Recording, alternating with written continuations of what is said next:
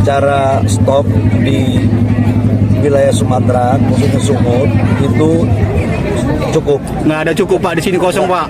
Entar dulu, tetapi untuk di kabupaten ini nggak bisa masuk karena jalannya terputus. Bahlil izinkan BBM subsidi dibeli tanpa barcode di daerah banjir dan longsor Sumatera.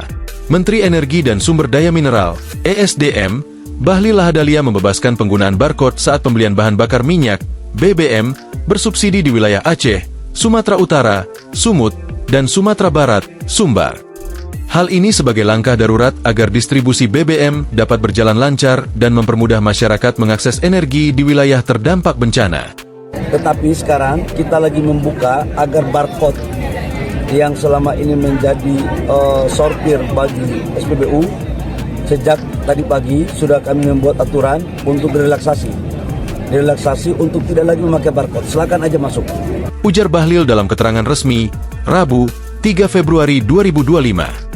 Kendati begitu, dia menegaskan bahwa kebijakan ini hanya bersifat sementara dengan pertimbangan bencana hidrometeorologi telah menyebabkan gangguan distribusi BBM dan listrik, terputusnya jaringan internet, serta lumpuhnya akses transportasi akibat longsor dan putusnya jembatan di sejumlah daerah. Yang penting untuk di wilayah bencana yaitu di Aceh, kemudian di wilayah Sumut, sama Sumatera Barat. LPG pun demikian. Memang ini jadi LPG-nya sekarang ada sudah di pusat-pusat kota, dibawa ke sininya yang memang kita lagi cari alternatif.